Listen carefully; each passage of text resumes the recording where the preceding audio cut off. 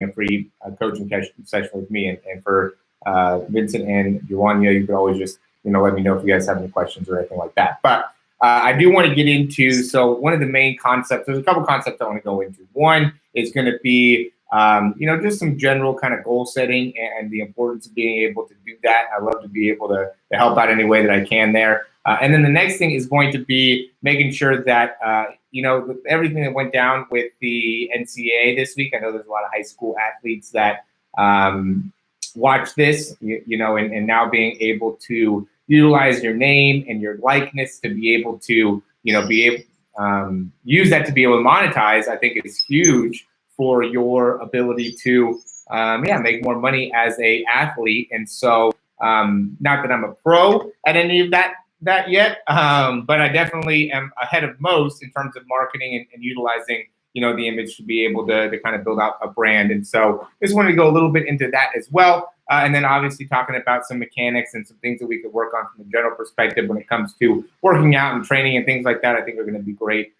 too. So first, we're going to go into, really goal setting. The reason that I love the goal setting is just because one of the key concepts I think are really important in life in general is to do what other people don't do, right? When everybody's swimming one way, you want to be the person that is, you don't always want to be obviously the guy that's swimming the other way, but there are some times when it is important to be the, person that's swimming the other direction, because it could lead to really great results, right? When it comes down to the numbers here, less than 3% of Americans write their goals down every day, right? Or even, and even from that perspective, it's like 17% of Americans write down their goals in general, right?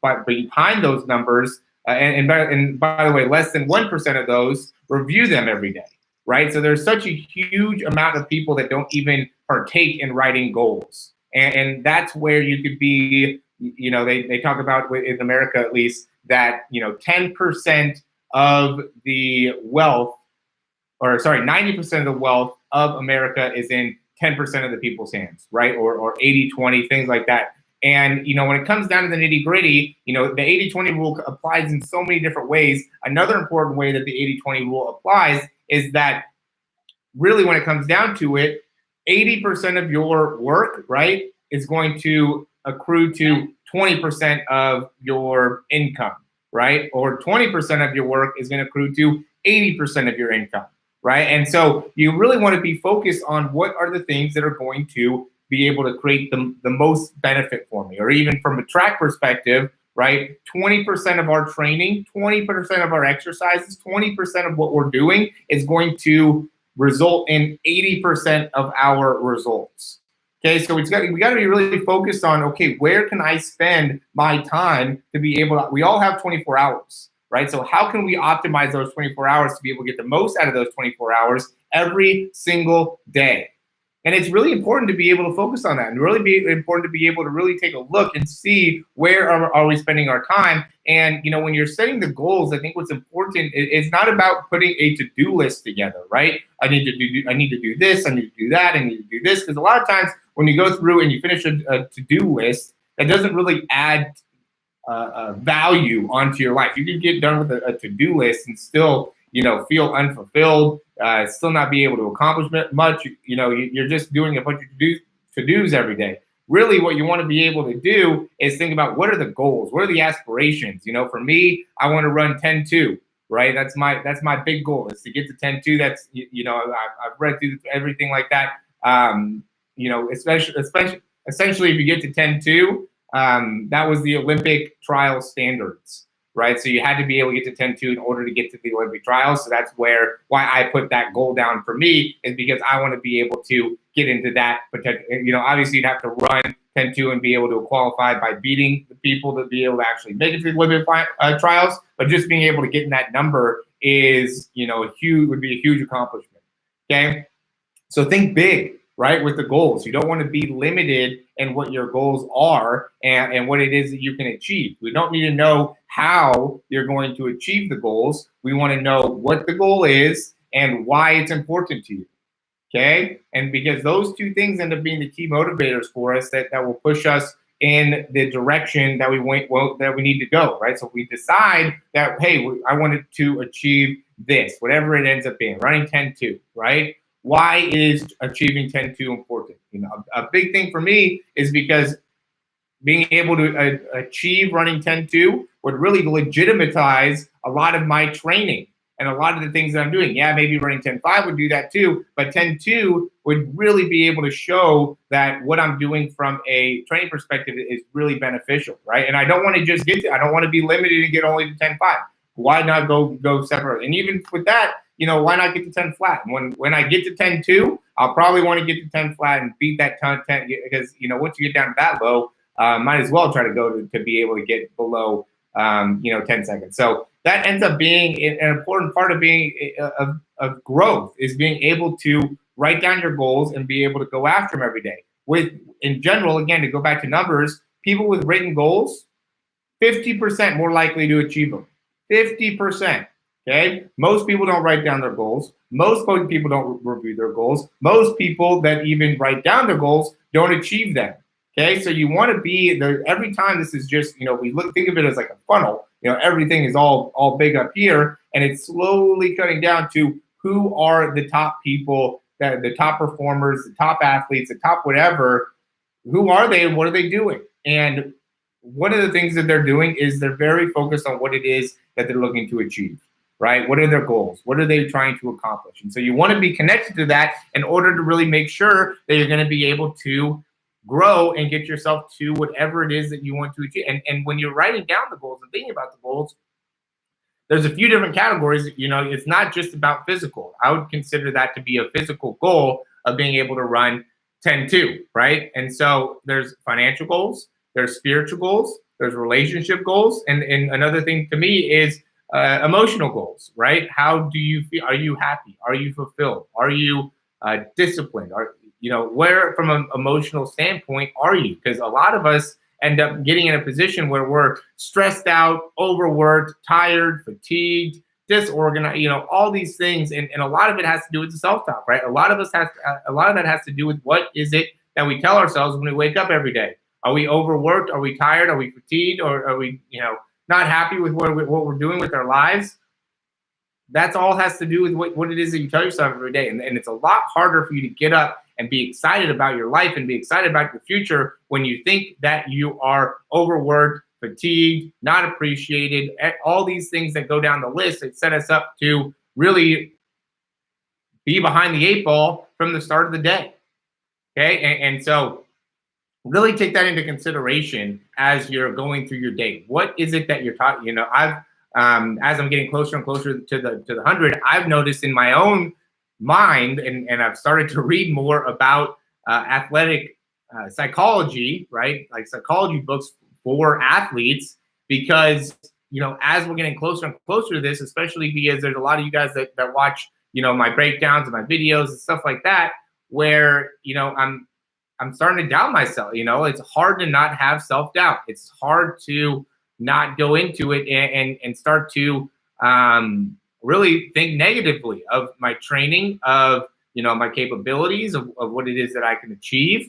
And that takes a toll on you if you don't get control of that, right? We've seen a lot of people get to the Olympics and be favorites and not be able to pull it off in the Olympics, or not be able to completely achieve whatever it is that they set out to achieve when they went into whatever sport, whatever situation. And a lot of that has to do with the mental side of it. And so are you mentally prepared to be able to perform at the highest level, right? And by going into and getting a better understanding of some of the psychology and the athletic psychology, the more that the conversation goes into your self-talk and the awareness of what it is that's going on inside your mind every single day as you approach your day, right? There's a lot of things that I'm trying to do every single day. I'm trying to create, books. I'm trying to create YouTube channel. I'm trying to create membership offers. I'm trying to create program offers. I'm trying to make sure that everybody that's in the program is having a very successful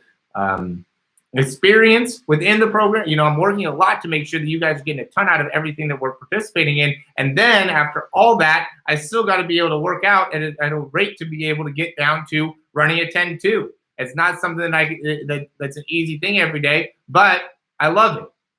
So and some people talk about, oh yeah, you got to do things that you love and blah blah blah blah, and that's true. I love being able to help you guys out with sprinting and help you guys out with throwing and doing the things that we're doing here, but there's also a lot of it that I don't like. Like I don't like making thumbnails for YouTube videos, but it makes a big difference. I don't like going through and doing a whole bunch of programming because it takes a bunch of time, but I make it happen. I don't want to write emails to be able to send out because it just takes time and energy and effort and focus. But how else am I going to connect with you guys? So you got to do the things that other people won't do. You got to do the things that are not fun all the time.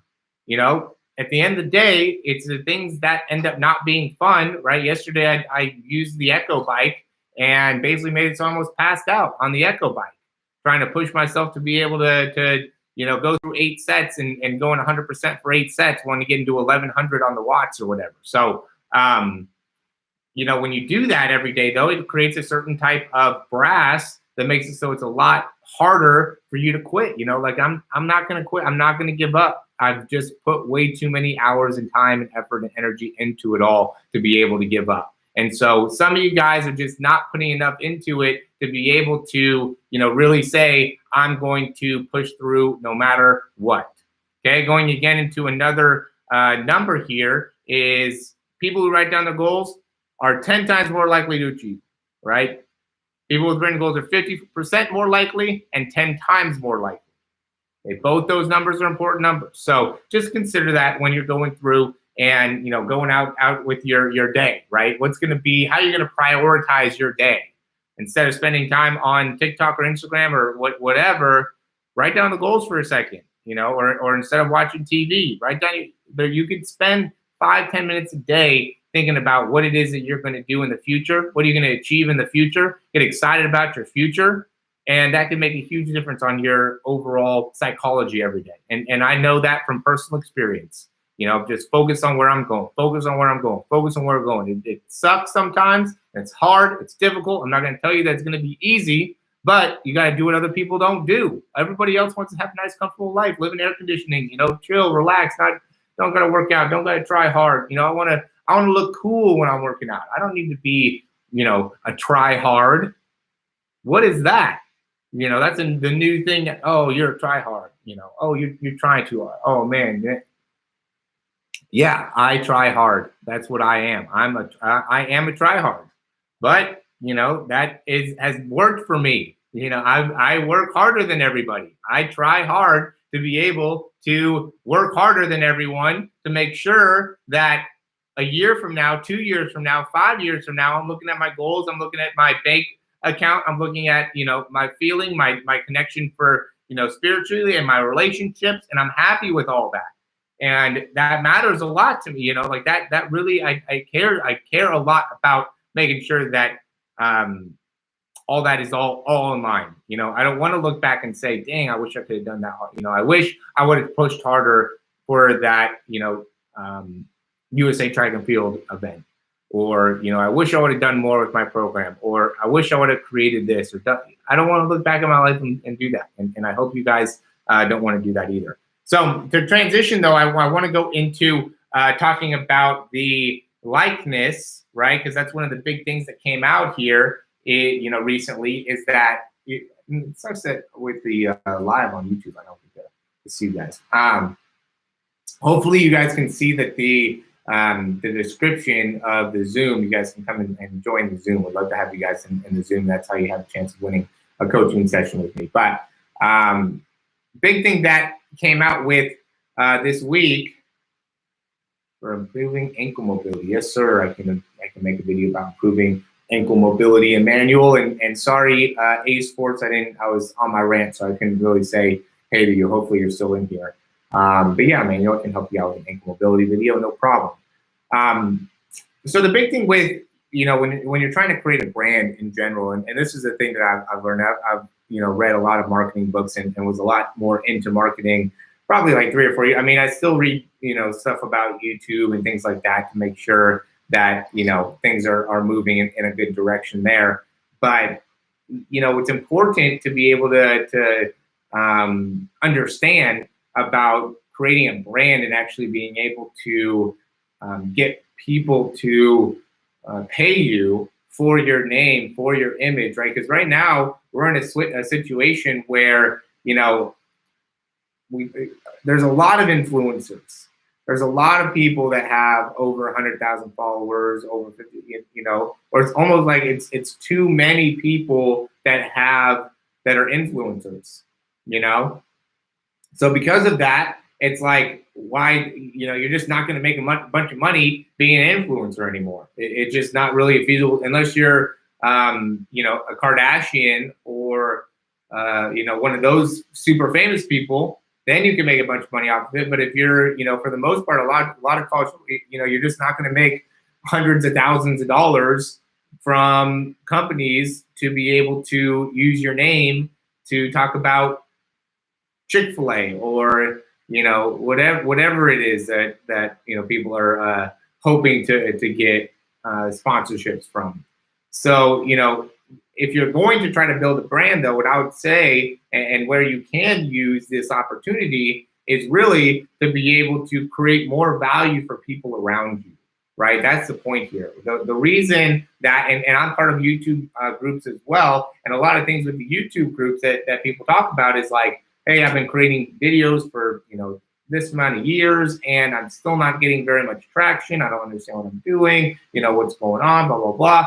And the reason that I know I didn't struggle with that, my space, I think, is something that is going to continually grow. But the reason I didn't struggle with that is because I, from the very beginning, knew that creating value for people is going to be what's most important to be able to actually grow from a marketing perspective, from a brand perspective.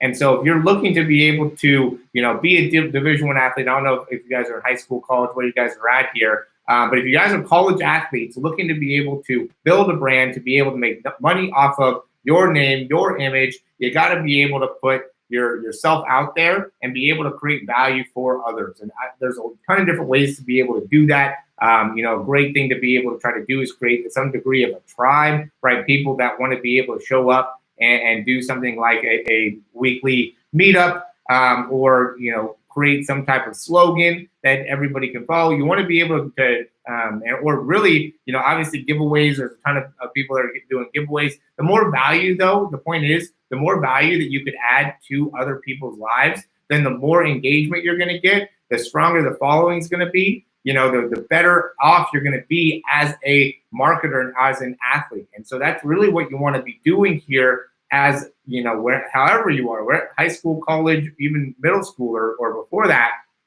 You want to make sure that you're going out and creating a brand and a message of something that's going to create more value for others. Because the more you can do that, the better off you're going to be in being able to actually attract brands to you, right? I've been approached by people that are like, hey, you want to get, you want to have me sponsored, or whatever the case may be. You're going to be sponsor this athlete, should we sponsor this athlete?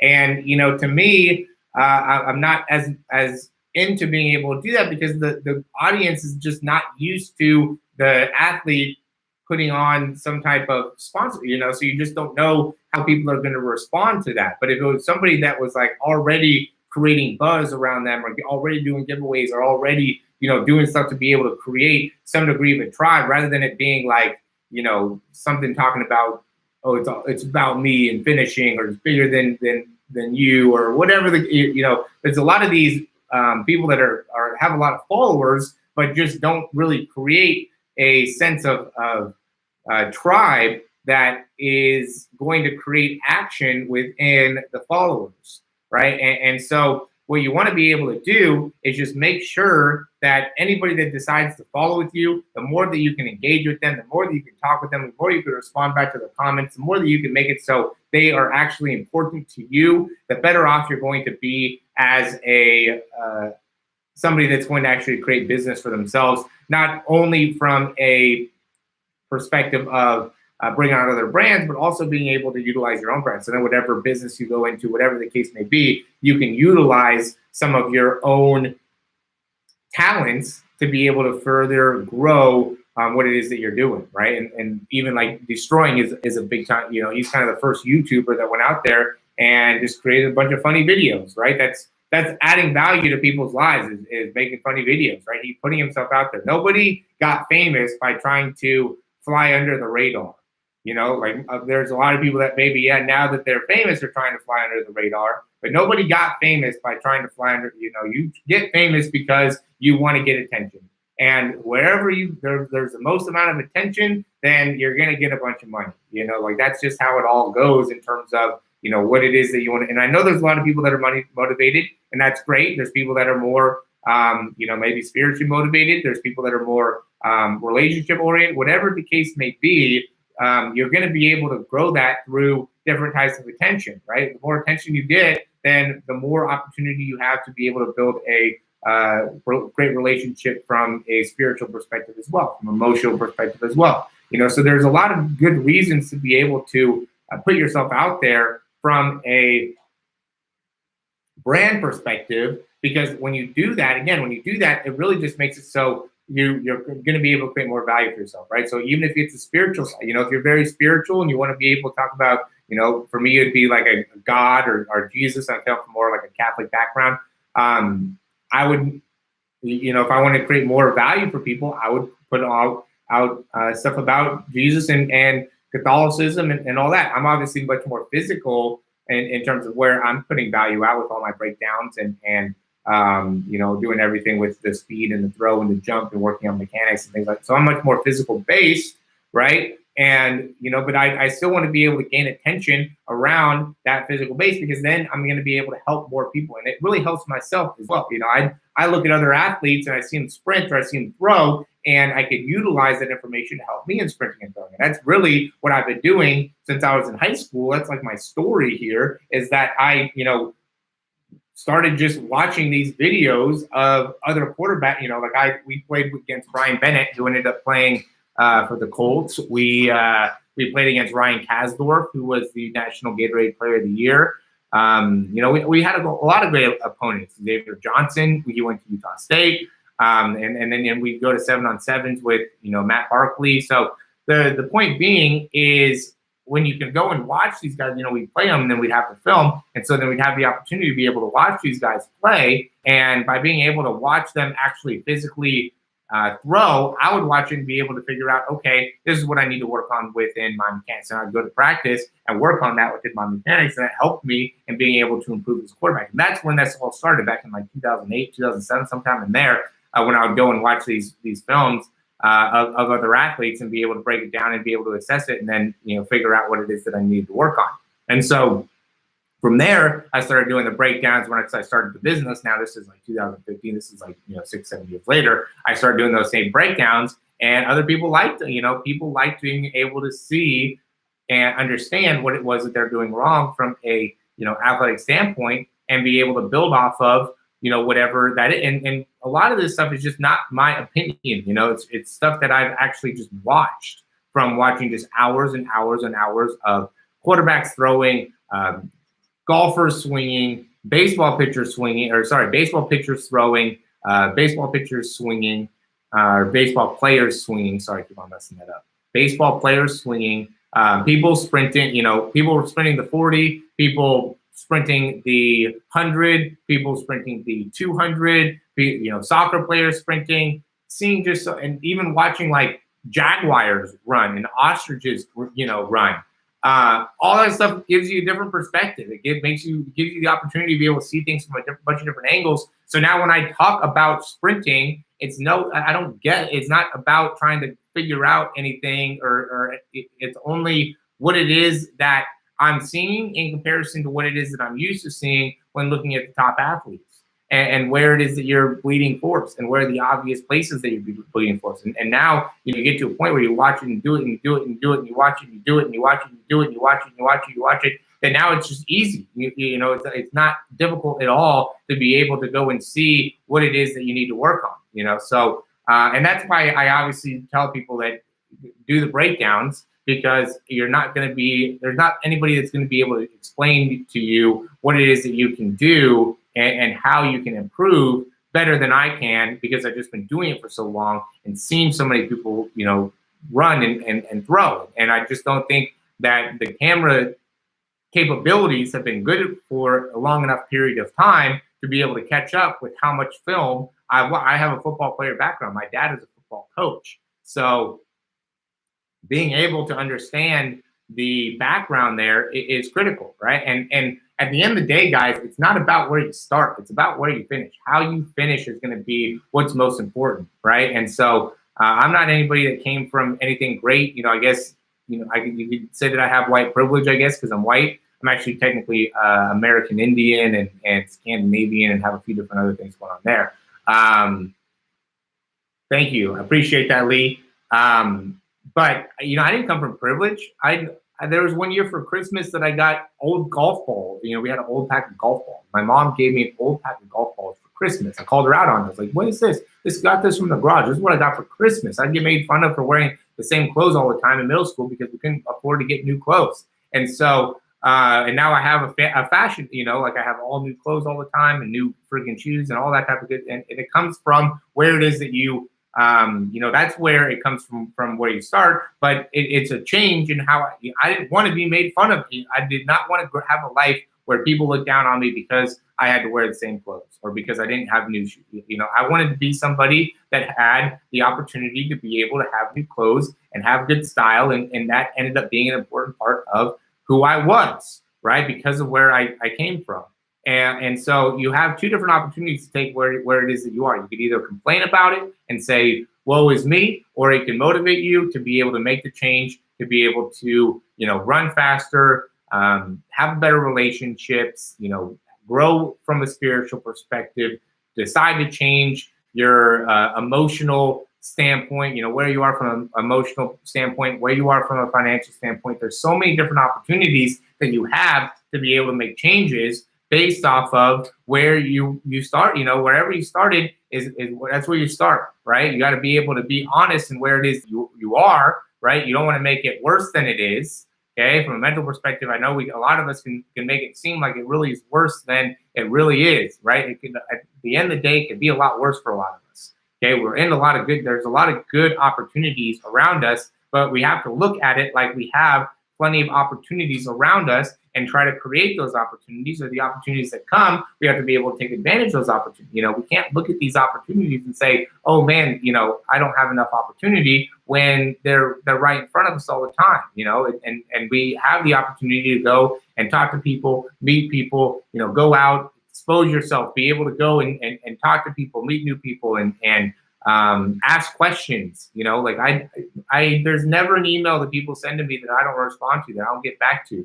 You know, even if for people that are asking free stuff, I'll explain to them why I'm not going to just give you something for free. So I always respond to people when they email. I'm going to, you know, ask me a question, I'm going to respond to it. That's just the way that I want my business. I want to be able to engage with you guys, because the more success that you guys get, you know, people that are watching these meetups on a weekly basis, or people that join my programs, or people that give me the opportunity, then the better the business is, right? Or even when I go out and meet people, the more that I can get people to talk about me in a positive light, see me in a positive light, then that's going to create a storm that is going to constantly be brewing, that one day we'll be able to, you know, it'll just keep on brewing. It'll just keep on getting better. Who knows what the actual opportunities, what that storm can bring, or what, you know, the light can bring that we want to put out. But don't be afraid of your light. You know, put your light out there. We all want to see your light. And if anybody tries to put you down, try to put your light down, try to dim you, try to say you're working too hard, trying to do too much, you're getting on social media too much, you're saying too much, you're doing too much of this, too much of that, it's because they haven't been able to do that, right? Because they haven't been able to achieve their goals, because they haven't been able to get themselves out there and be able to get any type of following. The only people that try to hold you back are going to be the people that are afraid to do it themselves, or weren't able to do it themselves. So, you know, really take that to heart. Show your light. Be that person that is, you know, when you're around, you're like, wow, that person's going to be great. I love that person's energy. I love how that person shows up. I love that person's, you know, mindset. I love your philosophy. I love how you take criticism. I love how, you know, you bring up everybody around you. Those are the things that you want to be able to make happen. What are your plans to grow your footprint on social media? So the big thing that I want to do right now is I want to start doing more podcasts with people. I reached out to Cody Bidlow recently. I don't know if any of you guys, he's another big sprint guy, and I want to be able to do a podcast with him. I would love to be able to do one with maybe Spellman, Lee Spellman. There's like a sprinter that works out here kind of in the area that I want to be able to potentially maybe meet, or Michael Norman. I just want to be able to get a podcast going and start to be able to talk to some of these athletes. I think it'd be really cool to talk to, somebody that ran like the 400 meter to find out a little bit more about the training schedule, or even the 100 meter, I just want to be able to understand a little bit more about how some of these guys, what was their life and how they come up, and what were some of the things that, I don't think that that's done enough, and especially the sprinting community. Like, we don't really get the opportunity to hear much about, Tyson Gay or Christian Coleman or Justin Gatlin or any of these, guys. I mean, the only one that we really know a lot about is Usain Bolt, because of all he accomplished and all the interviews that he's done. So, what I want to be able to do is just get more of a podcast going to be able to help people out. So if there's anybody that could potentially, I guess, help me out there, send me an email. Would love to be able to connect with you guys there. I got a question there on YouTube. So anybody that's on Zoom or YouTube, you guys are more than welcome to ask questions. I'm going to, answer those for you. But to get back on track here to, what we were talking about, appreciate their Sprinter. I don't even know your name, Sprinter. I just refer to you as Sprinter because that's just what your name is on here. But be the light, be great now. Okay, you can't be worried about how people are perceiving you now and think that, down the road, then people will really, now that girl is really gonna, be jealous or whatever. You have to show your light now.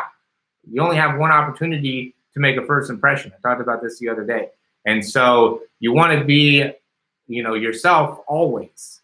Okay, and don't hold yourself. When people get in the crowds, I'm very introverted. I'm probably more introverted than anybody on any of this, right here.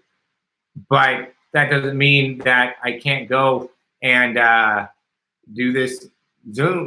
Put myself out there, and it's hard. When I first started doing these videos, 2013, 2014, I was so bad. I would have to go and do 25 takes to be able to say 5 words because I was so nervous. It was so bad trying to get, and we try to send out videos to people. And this one I was trying to build a business. So we would go to different businesses and, I try to talk to them and this and that.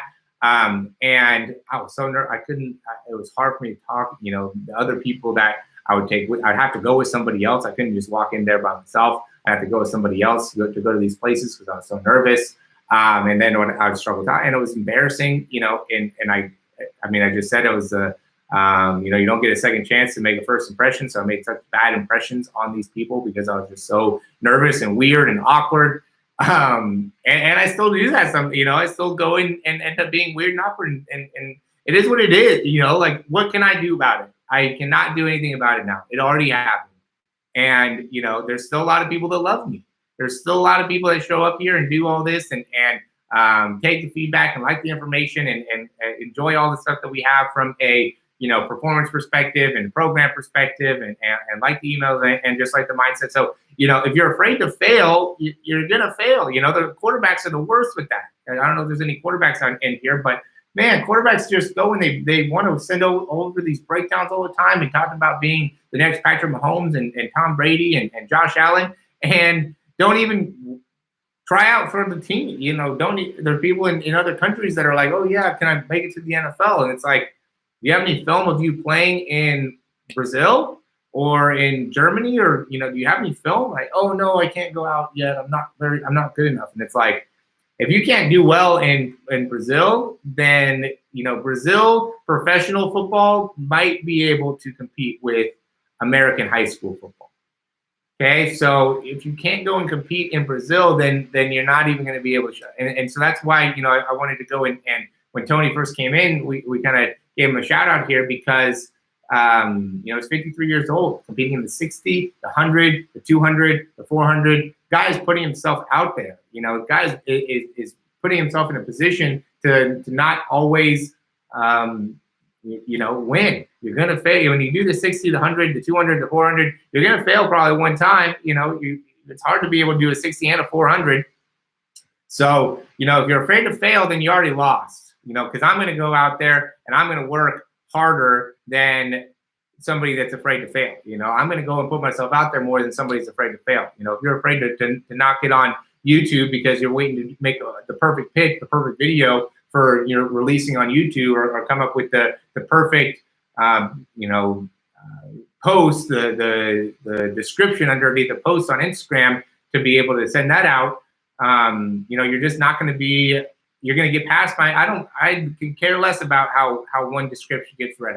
I mean, it's not about one description. It's about how many descriptions can you create, and there's a point where it's more about quantity. And for a lot of us, we're younger, and so it's a lot more about quantity than it is about quality. Okay, and people even talk about this now. Like when I first started making videos, if you watch the videos back then in comparison to now, I mean, my Tom Brady video, I can't even listen to that. That's my most viewed video on YouTube. That Tom Brady, I can't even listen to it anymore because I can't even get out a freaking thought on the video. I'm like, oh my God, how do so many people watch this? In comparison to now and the breakdowns that I do now. And so, but if I didn't get started, then I wouldn't have gotten to where I am. You've got to get better. You've got to put yourself out there. You've got to allow yourself to run the 100 and stumble and fall and make a fool out of yourself and get back up and get better next time.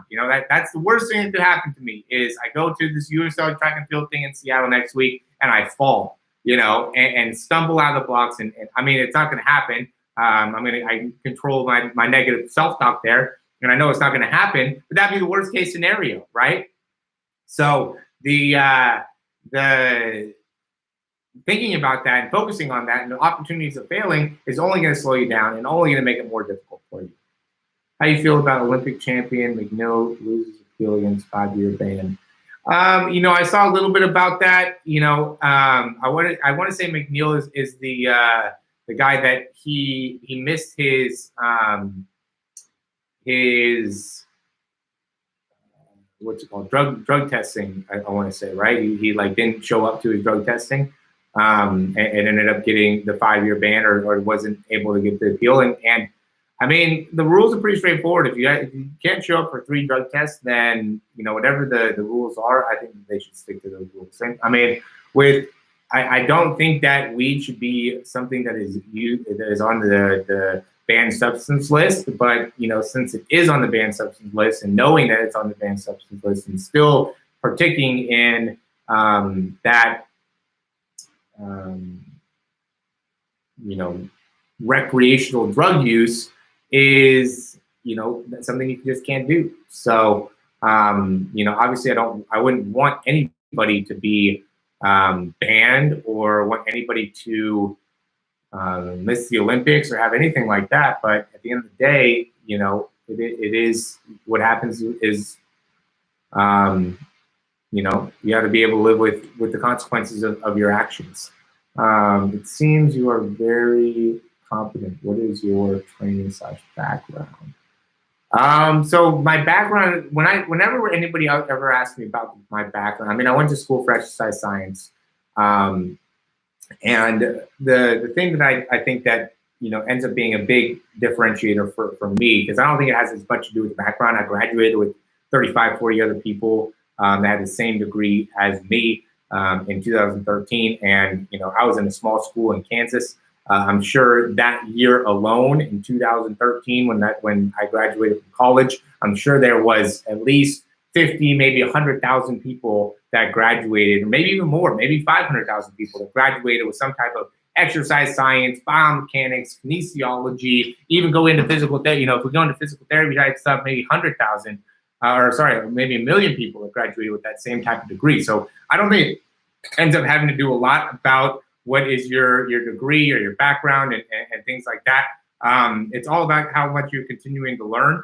And that's what I do all, I found one of the things that I think I did that really helped me out was, we had this biomechanics lab, and we learned how to go through and look at people and how they were balancing and jumping, and we could see their force production and how, they were how fast they're moving on one side compared to the other. And it was like, for instance, one of the common things that we'd see is like if you're a right-handed athlete and you would jump on your right leg, you jump with a lot more force out of the hips. Where then you jump on the left leg and you would have about the same amount of force out of the hips as you did or out of the knees. And so what the common thing was like, oh, you weren't using your glutes, so you have to strengthen the glutes. And just so many people would do. I mean, 90% of people would do that.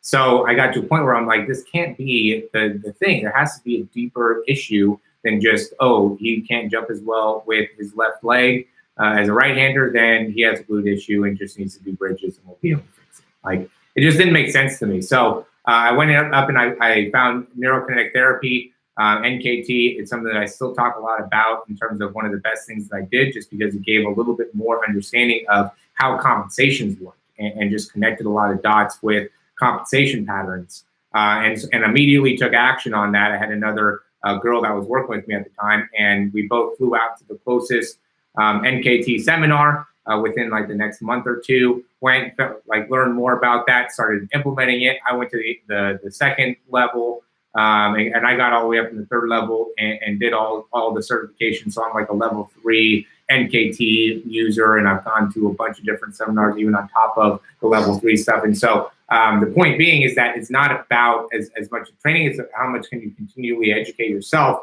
on what it is you're doing. And then watching all the film that I do and studying and reading the marketing books. I read a lot, I study a lot. I don't listen to as much music in the car as I do books. I listen to when I'm starting off my day. I listen to successful business people or successful sprinters or successful athletes and them talking. When I was in college, I was reading books about successful coaches because at that time I wanted to be a football coach. So a lot of what goes into, I think, where I am is the building of myself year after year and the concentration on self-development. One of the things that Jim Rohn, one of my favorite people to listen to, talked about is you got to be able to work harder on yourself than you do your job, right? And so the more you can work on, the harder you can work on yourself, and the more improvements you can make on yourself, then the better then the better person you're going to end up becoming. And sorry, I'm looking back and forth, by the way, as I'm talking. I got YouTube here on one screen. I have Zoom on another screen, so I just want to see the comments and stuff like that. But yeah, you got to figure out how to work on yourself. And I think there's a lot of people here that do a great job of working on themselves, and that's great. And I don't think that ends up being the bigger issue with us as athletes and working on ourselves. I think a lot of us are in a really good place from a working perspective. What I think a lot of us suffer is overly criticizing ourselves, right? Making it seem like we are not doing enough, having a lot of self-esteem issues and confidence issues because of we look to see, we know where we want to go, right? We want to be, for me, running 10-2, or we want to be like Trayvon Bromell or, these other people that are top performing athletes, Tom Brady, whatever. And then we go and we don't perform at that same high level, and we start beating ourselves up really quickly. And it's really easy to be able to beat ourselves up from maybe we didn't push ourselves as hard at training, maybe we didn't eat the right foods, maybe we didn't get enough sleep or rest or whatever the case. It's really easy for us to get in that mentality of beating ourselves up and being upset with where we are. And being disconnected to where it is that we want to be, and that ends up being something that we all got to work through. We're all made with certain gifts and certain capabilities, and we have the opportunity to be able to build off of our gifts and build off of the attributes that were given to us. So we can't be upset with where we are, who we are, what's right about us, what's wrong about us.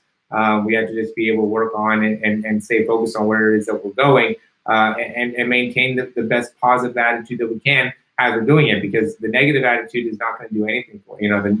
I talked about earlier, the negative thought just doesn't help.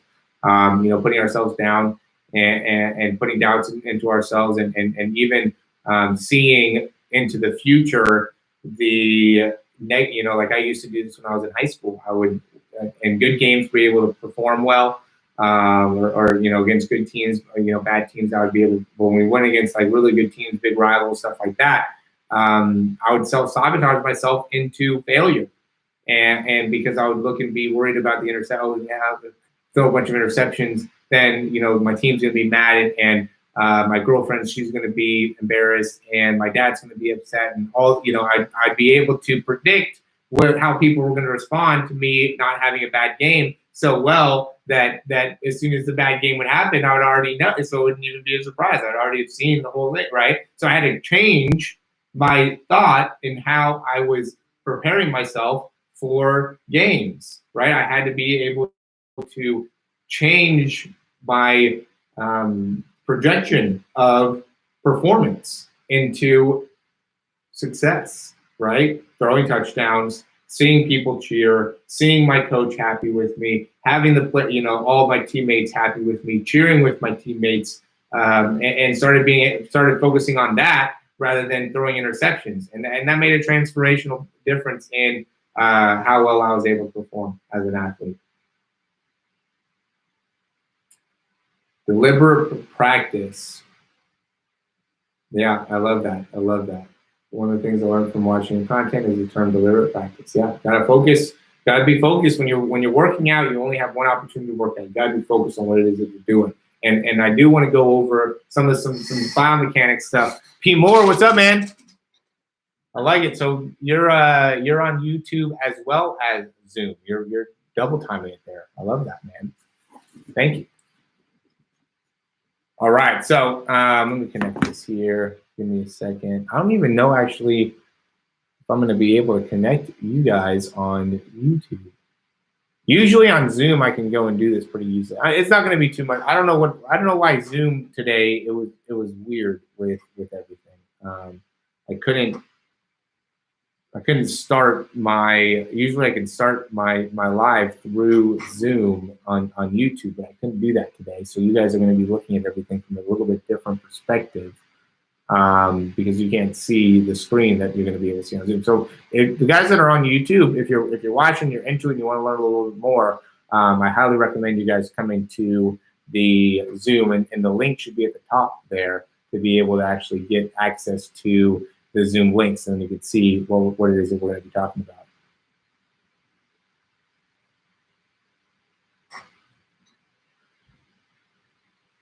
All right, let's go into this here. So the big thing that I want to talk about when it comes to, and it goes kind of into deliberate practice, which is why I liked it and decided to kind of shift into that, is, when we're going through and doing different types of movements, so we'll go through just like a jump here.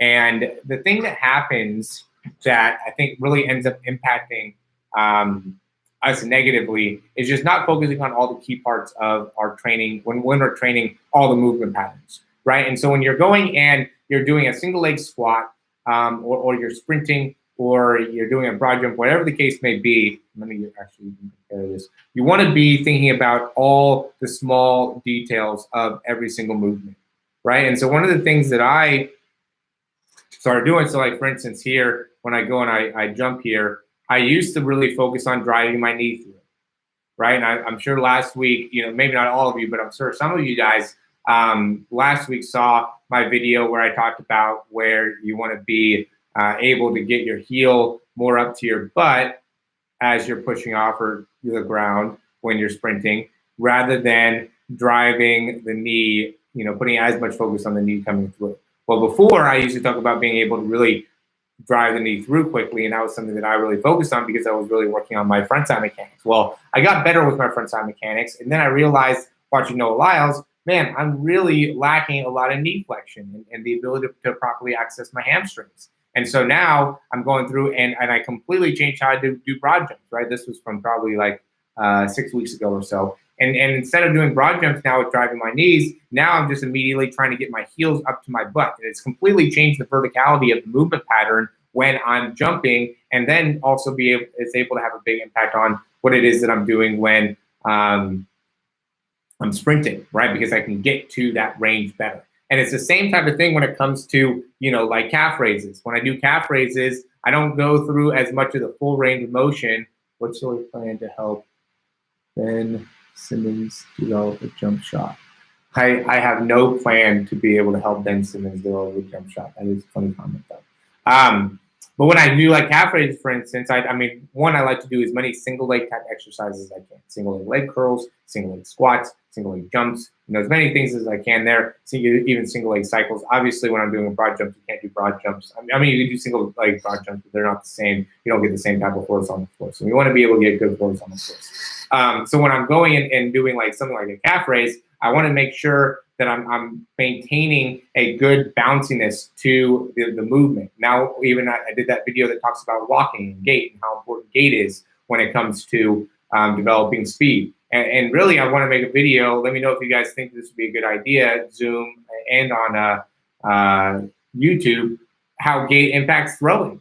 Because what ends up being a big thing is how you walk impacts a lot of how you perform.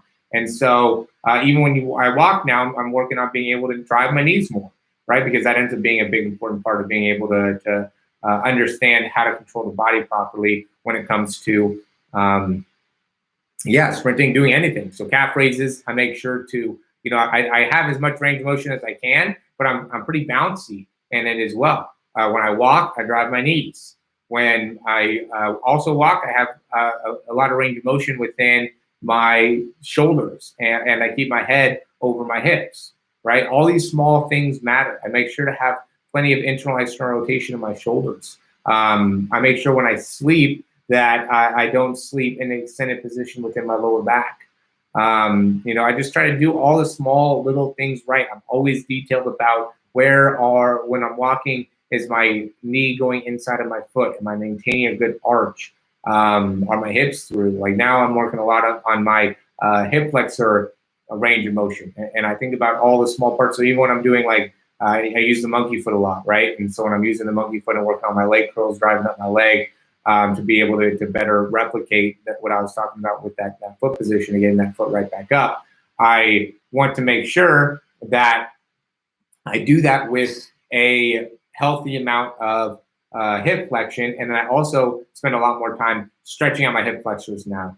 I spend a lot more time opening up my lower core. I spend a lot more time opening up my shoulders and working on my external rotation. So I focus on what it is that is holding me back. So when I'm running, when I'm sprinting, when I'm working on my top end speed, I'm thinking about, where am I lacking range of motion? Am I having a hard time extending in the back? Am I having a hard time driving with my knees? Am I having a hard time in opening up? Where do I feel tightness? Where do I feel tense? Am I not strong enough in my core? Am I not bouncy enough in my ankles? I watch the tape as well. I review it. I put the tripod up and I review the tape all the time. I'm looking to see how I'm pushing off with my feet to make sure that that's good. Making sure that I'm able to control my landings whenever I'm landing really well, right? I want to make sure that I'm not allowing my knees to collapse in. And so, I just love looking at the small details. It's a lot of fun to me. It genuinely, I have fun looking at small details in the in running and in jumping and in throwing and everything like that. So I do want to give a little bit of time. We're getting pretty close to an hour now, and I've just been rambling here for an hour straight. And so I do want to give a little bit of time to open up the mic to be able to hear or answer any questions that some of you guys might have, whether it be on Zoom or through YouTube. We just got another one from, I think their 4x100 might break the record with Frazier. I don't know if that's a question, but I wouldn't be surprised if Jamaica's 4x1 team was able to win, or sorry, would be able to break the world record. I wouldn't be surprised. But yeah, let me know if you guys have any questions. Either leave in the chat. You guys can even unmute yourselves. Here we go. Your truck videos are the most detailed and informative I've ever seen. Excellent work. Are they appropriate for kids in summer track programs? Yeah, I think that all these working on technique is something you can definitely do for younger athletes. I mean, obviously some of the stuff that might go into deadlift technique and things like that, you might not be able to utilize that as much, but definitely like drills and things like that, working on general technique. It's a little bit you gotta be a little bit more patient, I think, when you're training younger athletes. The youngest I work with right now, like some 10-year-olds, like a baseball team, smaller baseball team. And, you know, I'm just more patient with that. You gotta be patient with that. Yeah, that's my broad jump. And I think, by the way, the broad jump, I think, is the most important thing that you can do from an athlete perspective. So all you guys that are watching that, you know, want to be able to work on their broad jump or see the broad jump as being something that is, and by the way, P. Moore, I do want to give you the free coaching session when, you know, so we'll be able to connect here. You know, I actually I haven't looked too much into how far I can broad jump. It's probably in like the 9 feet area, maybe, yeah, probably around 9 feet would be my guess. Maybe a little bit more, I don't know. But I think the broad jump is one of the best exercises that you can do. And going into what you're saying, even here with the, you know, and I appreciate the compliment there on it being very informative. That's why I made the YouTube channel for any of you guys that didn't know, you know, or started getting into sprinting, is because, you know, I've talked about this a few times now. You know, I got so many people that would request wanting to learn, you know, speed and something that, you know, a lot of people want to get better at. And so, yeah, P. Moore, in a direct message, maybe give me your email or something, because I want to be able to, I'm going to give you the free coaching session that I'm giving away here today. So I appreciate your support here in both the YouTube channel and also on the Zoom. So every week so far, I've been giving something away for you guys that are on here. So I highly recommend you guys coming each week.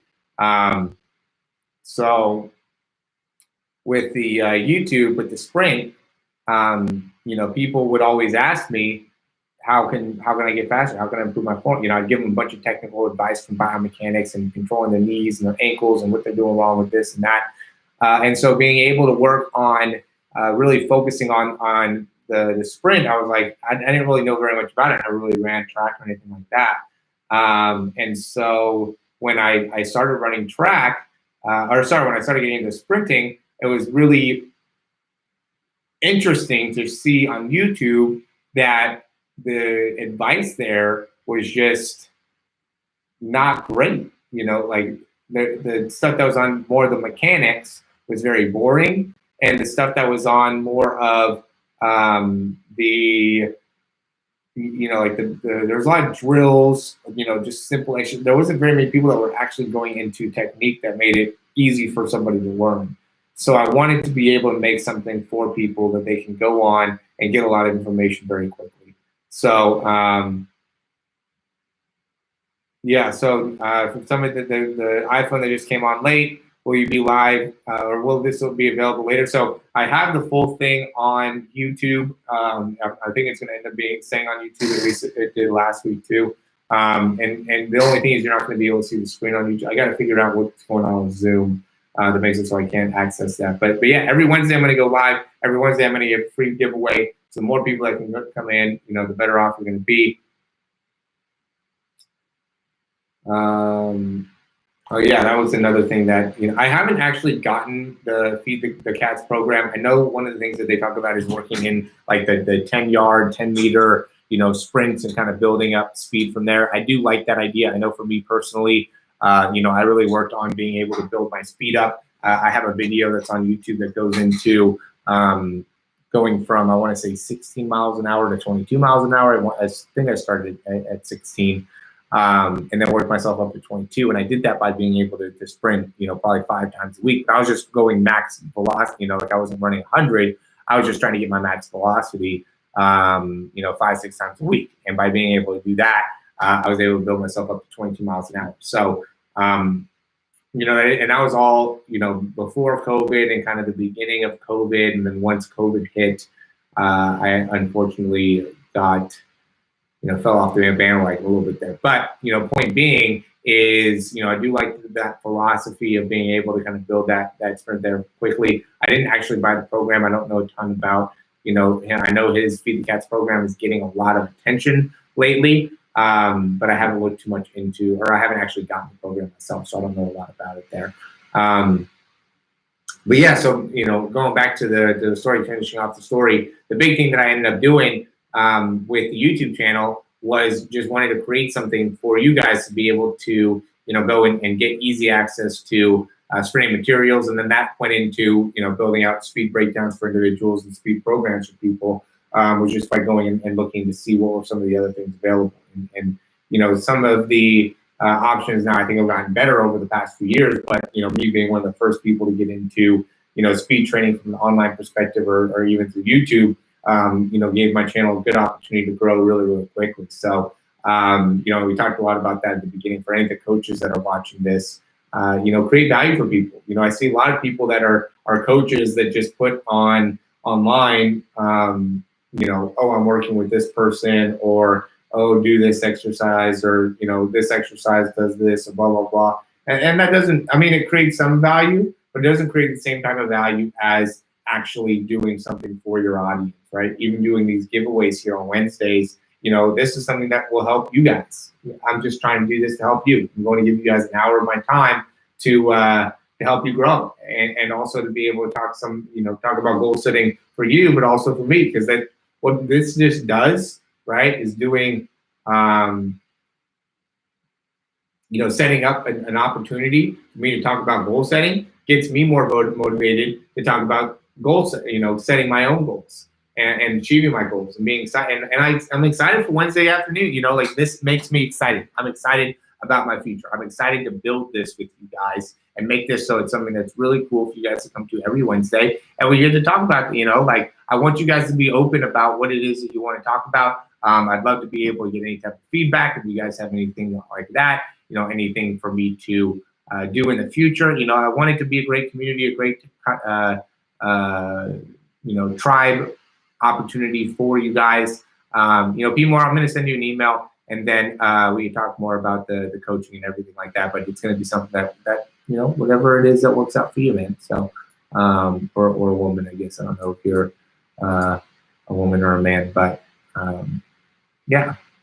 Do you use triphasic training in your program? So, not really. I don't. The big thing that I've been doing with my programming is really trying to keep a lot of like the weights out of it, and not getting too caught up in that part of the training. I've been going more on the side of body weight type stuff, sprinting side type stuff, and more on the side of just consistency. So working a lot of different sprint drills, and I do Nordic hamstring curls probably 6 out of the 7 days a week. I sprint 4 or 5 days a week. I do calf raises probably daily. I work on my anterior tibs daily. I work on my hip flexor strength daily. I work on my hamstring range of motion daily. I work on my core strength daily. So I just I say more on the consistent side. I don't go too much into, because I want to be able to catch up to a lot of these people. I work hard on my Echo bike 3-4 times a week. Push myself to the max on that, a few sets in a row. And so I don't really go into as much of the triphasic training with the speed program that I'm following, at least. Even when you actually join my my speed program, it has a lot more to do with consistent drills. Lower back for sure. Working on good mornings. I do good mornings 4 or 5 times a week. That's one of those weight exercises, so I don't like doing those as much. Deadlifts too. I don't like doing deadlifts as much, maybe 2-3 times a week. But within the program, I don't have a ton of weightlifting within the program. It was made, when I made the program, it was within like the first 2-3 weeks of COVID, actually. And so I wanted to give people an opportunity to have a workout regimen that they can go to without having much weight. So I need to change up some of this stuff in the program, or I just need to make one that has more of a weightlifting philosophy. I do work with a couple schools in the area. So I do have, and I obviously have an exercise science background. I don't have my CSCS anymore. I used to have my CSCS, but being able to understand how to create a program is something that's really important. And I want to be able to make some differentiation though within it, because I do think that we do put too much of a focus on strength, I think, right now in general when it comes to training for sprinting or for speed, even for throwing. I think that we put a little bit too much of a focus on speed or on strength development, and kind of lacked the thought that technique is where it all comes from, and being able to focus on making sure that we have great technique. Because I see way too many quarterbacks that send me videos that have great, not great technique. I watch, quarterbacks that are getting recruited to these top schools that don't have great technique. And to me, technique's the name of the game. If you don't have good technique, it's just going to be hard to do anything well for a long period of time. So I'm big on being able to develop all the different parts of game, and some of it does have to go to strength. Like you do have to have a strong lower back. You do have to have strong hamstrings. You have to have strong hip flexors. You have to be strong in these areas, but it's different when you gain strength and lose range of motion. So you have to also have really great range of motion. You have to have really great posture. You have to have really great core strength. And even when you do core strength, you can't lose range, or you can't lose posture, positioning, and your range of motion. Sorry, guys, I'm looking over onto the side here, but yeah, that ends up going into that there. All right, so I'm gonna call it quits. We have been on here for like an hour 15, I think now. So I appreciate everybody that is in here watching. Again, if you guys have any, email me. I'm gonna put my email on both of these here. I'm gonna go to everyone. Email me if you guys have questions or anything that you would like to talk about moving forward, or anything that I could do to help you guys out personally. Like I said earlier, I always respond to emails. So we'd love to hear from you guys more. I'm putting my email down in here. I am going to sign off. I got a few things I got to do, and then I'm going to nice little flag football game. I'm going to go compete a little bit this afternoon. My voice is getting raspy, talking for an hour straight. Geez, last week I think I was fine, but this week it kind of got me a little bit. But anyways, thanks a ton for you guys for showing up. Love you all, and I want to be able to continue to add value. I'm looking to actually get some type of apparel going as well. I'm thinking maybe, what do you guys think? Maybe socks, shirts, maybe some, I don't know, some shorts and something. I want to be able to create some degree of something that you guys can wear around and represent PLC. I don't know if I even want to call it PLC. I might want to make it a slogan. I saw that speed, is moving quickly and moving prosperously. I sent that an email the other day. And I like that. I think we should want to move quickly and move prosperously. So I might put that onto a shirt. What do you guys think? Let me know. All right. I want to hear from you guys more. I want to talk to you guys more. You guys are. I've gone through some tough times in my life, and my YouTube channel has been something that I can constantly go to and constantly get really good feedback from you all, and even the people that have been consistent and showing up to these.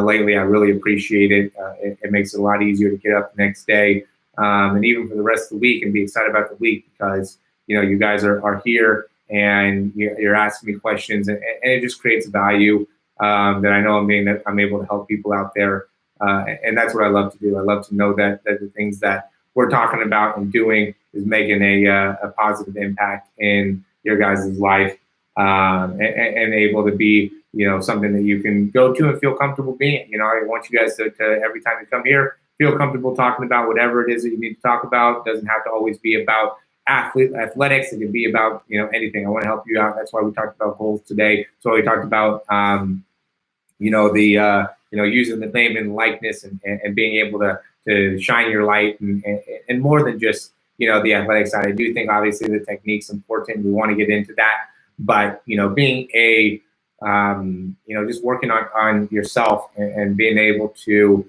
go into so much more than just athlete. Like we're people at the end of the day. We're more than just athletes, and we have feelings, and we have doubts, and we have situations that are tough and they're difficult. And we have relationships that don't always work out the way that we want them to, and we all are not always in a great financial situation because we put so much into our physical bodies. And we could be our own biggest skeptics and our own biggest doubters a lot of times. And, I understand that, and I want to be able to help you guys through that because I've definitely been there before as well. So, this is going to be a community where we can be open about a lot of different things and hopefully, be people that are here to be able to support and not tear down. Because, that's what I want to do is help all you guys build up and be the best versions of yourselves that you possibly can. And just spread that message, go out this week and go with that same type of mentality wherever it is that you live, wherever you are, try to help somebody, try to provide more value for somebody in their life and help them, wherever you see it, whenever the opportunity comes in, and let that be just a small glimpse of how opportunity can come into your life at any given time. And it really can, and it can come in far greater ways than that. But I know that just this opportunity of being able to go and help others, and even just seeing that opportunity in front of you, I could help this person in this situation. I encourage you. I want to add power to your life to be able to actually act and make that response. But just being aware of it and seeing that opportunity, I hope will be able to give you the confidence that that is something that could happen, and more than just a way of building somebody up, from this Zoom session or live session, but something that can also help yourself in being able to create more opportunity for you and getting yourself to the next level. Again, whether that's financially, physically, relationship, emotional, whatever the case may be, putting that out there will only be able to set the universe up in an opportunity to be able to give back and whatever it is that you're asking for. And the first thing that you have to do is you have to be able to set goals. You have to connect to it. You have to be able to see it. You have to be able to visualize it. If you're not excited about you and your life, and you're not, you don't have a why behind it, it's a lot harder to be able to get to where it is that you're going. So you guys are my whys, and I really appreciate you guys showing up. And yeah, I'll see you guys next week.